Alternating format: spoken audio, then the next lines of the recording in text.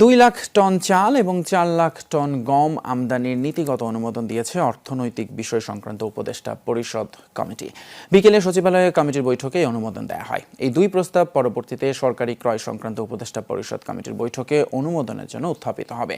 তবে আজ সরকারি ক্রয় সংক্রান্ত উপদেষ্টা পরিষদ কমিটির বৈঠকে 3টি প্রস্তাব উত্থাপিত হলেও অনুমোদন পেয়েছে 2টি। এর মধ্যে 2024-25 অর্থ বছরে সৌদি আরব থেকে প্রথম লটে 30,000 মেট্রিক টন বাল্ক গ্র্যানিউলার ইউরিয়া সার আমদানির প্রস্তাব অনুমোদিত হয়েছে।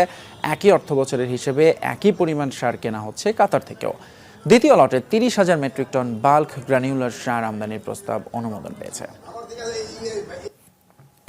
চাল আর গম আমদানি করার জন্য, যেহেতু আমরা চাই না কোনো ক্রমেই কোনো খাদ্যদ্রব্যের ঘাটতি পড়ুক, এটা ইমিডিয়েট দরকার নাই, কিন্তু আমাদের স্টকে রাখার জন্য 2 লক্ষ টন চাল, 4 লক্ষ টন গম